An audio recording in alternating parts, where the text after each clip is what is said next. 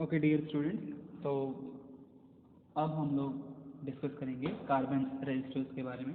Although हम online teaching में पढ़ चुके हैं कार्बन रजिस्टर्स,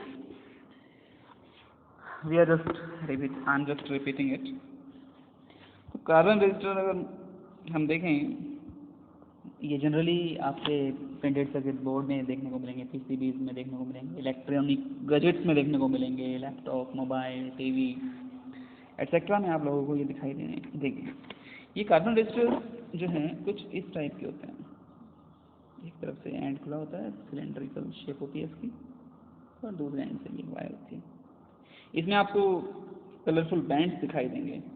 कोई लाल बैंड होगा, कोई सपोज येलो बैंड होगा, यहाँ पर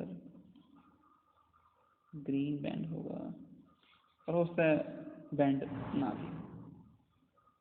ठीक है, कुछ इस टाइप से जो है कार्बन रजिस्टर्स आपको इलेक्ट्रॉनिक सर्किट्स में देखने को मिलेंगे। तो कार्बन रजिस्टर्स बहुत ही स्पेशल है, क्योंकि कार्बन रजिस्टर्स कम जगह में ज़्यादा रेजिस्टेंस प्रोवाइड करता है, बहुत कम स्पेस घेरता है। अगर हम इसकी जगह वायर या अलॉय यूज़ कर रहे होते हैं तो हमें बहुत वायर इस्तेमाल करनी पड़ती है, अगर हमें किलो ओम करना है, मेगा ओम करना है तो। लेकिन कार्बन रजिस्टर सिर्फ इतना ही जगह घेरेगा जितनी उसका साइज है। ठीक है, तो हम इस चैप्टर में पढ़ने वाले हैं, इस टॉपिक में पढ़ने वाले हैं कि कार्बन रजिस्टर्स में हम कलर बैंड्स को देखकर किस तरीके से हम उसका रेजिस्टेंस फाइंड आउट कर सकते हैं, या हमें कोई रेजिस्टेंस बनाना है तो जो कार्बन रजिस्टर होगा उसकी कलर कोड क्या होगी। ठीक है, तो कलर कोड और रेजिस्टेंस को समझने के लिए हमारे पास एक निमोनिक है जिसे हमें याद रखना है, और निमोनिक है सिंपल बी बी रॉय। जो मैं कैपिटल लिख रहा हूँ वो कलर्स बताएगा, ठीक है, बाकी सिर्फ याद करने के लिए। B Roy of Great Britain, सिर्फ कैपिटल लेटर पर ध्यान देना। B Roy of Great Britain has very good wife wearing gold, silver necklace. Okay, तो यहाँ पर हमें ये निमोनिक याद रखना है। B Roy of Great Britain has very good wife wearing gold silver necklace. इन्हीं कैपिटल लेटर्स को अभी मैं एक ऑर्डर में अरेंज करूँगा, ठीक है, और उसको मैं नंबर दूंगा कि कौन सा कलर जो है वो क्या नंबर डिनोट करता है। ठीक है, हम इसमें कैपिटल लेटर्स को लिखेंगे नेक्स्ट शीट पे। सो सबसे पहले था बी, फिर था B, then Roy R O Y of Great Britain has very good wife wearing gold, silver and necklace. B Roy of Great Britain has very good wife wearing gold, silver necklace. तो ये जो capital letters हैं ये एक particular colour को denote करते हैं, और याद रखने के लिए हमें हमेशा याद रखना, क्योंकि आप बी 2 बार रिपीट हो रहा है, जी भी 2 बार रिपीट हो रहा है, तो हमें याद रखना कि हम हमेशा डार्क से लाइट की तरफ जाएंगे। तो सबसे डार्क कलर कौन सा होता है? B for black, so this B denotes for black. Then next B is for brown, R for red, O for orange, Y for yellow, G for green, B for blue, B for violet, G for grey, W for white, G for gold, silver necklace. Necklace means no color. Necklace means no color. right? So these are the colors. BB Roy of Great Britain has very good wife wearing gold silver necklace.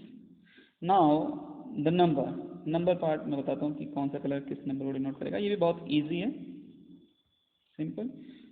Black के लिए है 0, brown के लिए है 2, sorry 0 के बाद 1 आता है.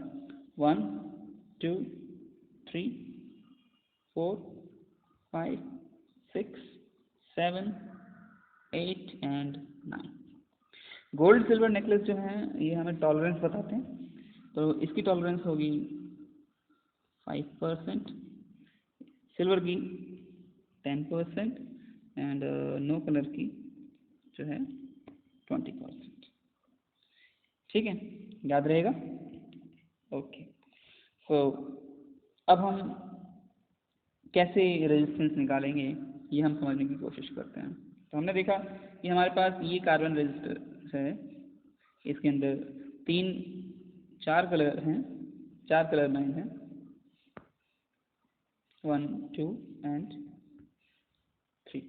और फोर्थ सपोज करो, मेरे पास गोल्ड कलर है नहीं, लेकिन सपोज कर लेते हैं, मैं ब्लैक से ही डिनोट कर देता हूँ कि ये जो है दिस इज फोर्थ. गोल्ड या सिल्वर ले लो या नो कलर, उसका बैंड ना भी हो. तो जो फर्स्ट बैंड है, ये जो चौथा बैंड होगा वो दूर होगा आइडेंटिफाई करने के लिए कि ये जो है किसके लिए है. It is for tolerance. जो फर्स्ट बैंड है this will give us first significant figure, first number. The second जो कलर बैंड होगा it will give us second significant figure. जो थर्ड कलर बैंड होगा it will give us multiplier. Multiplier मतलब 10 की power कितना, 10 की power कितना, ठीक है, वो कलर हमें बताएगा. एंड जो फोर्थ बैंड है it will tell us what, tolerance. ठीक है, टॉलरेंस का मतलब कितनी वेरिएशन हो सकती है. 5% की वेरिएशन है, 10% की वेरिएशन है या 20% की वेरिएशन है. Is that clear? ओके, तो सपोज करो अब यही हमारे पास है. ठीक है, मैं इसको गोल्ड बोल रहा था ब्लैक वाले को. ठीक है, ये ध्यान रखना. तो पहला कलर है रेड. तो रेड के लिए हमने क्या नंबर दिया है, रेड इज फॉर 2. ठीक, देन येलो है, येलो के लिए 4. तो पहला नंबर आ गया 2, दूसरा नंबर आ गया 4. सो 2 4. तीसरा है ब्लू. तो ब्लू के लिए हमने कलर दिया है 6. एंड तीसरा बैंड जो है वो हमें मल्टीप्लाई बताता है. तो मल्टीप्लाई मतलब 10 की पावर क्या, 6, क्योंकि ब्लू कलर 6 के लिए. और चौथा बैंड गोल्ड है, so it will give us tolerance. Tolerance is gold के लिए कितनी टॉलरेंस है, 5%. So that is how we can find out the resistance. ठीक है, एक और हम इसका एग्जाम्पल करते हैं ताकि हमें और अच्छे से समझ में आ जाए. And this is the last example of this lecture. Suppose we have this carbon resistor. Okay, so this is our first band, this is our second band, this is our third band and no band, right. Let us try to find out its resistance. पहला band red है, तो red के लिए क्या number है, 2. सो 2. दूसरा band है black. Black के लिए क्या था, 0 इंटू. तीसरा बैंड है वायलेट. ठीक है, वायलेट के लिए क्या है, 7 प्लस माइनस. चौथा बैंड है ही नहीं, no colour. So this will give us 20%. So that is how we can find out the resistance of a carbon resistor, right. अगर आप लोगों को कोई वैल्यू दी हुई हो, सपोज करो कि वैल्यू दी है 52 इंटू 10⁻³ प्लस माइनस 10%. तो आपको कार्बन रजिस्टर बनाना है और उसमें कलर फाइंड आउट करने हैं. तो पहला कलर 5. तो 5 किसके लिए है, ग्रीन के लिए. तो पहला जो है वो ग्रीन रहेगा. सो दिस इज फॉर ग्रीन. दूसरा 2 मतलब रेड, अभी देखा ही था हमने, बार बार रेड इस्तेमाल हो रहा है. तीसरा 3 मतलब ऑरेंज. तो third band is orange. And 10% किसके लिए होता है, सिल्वर के लिए होता है.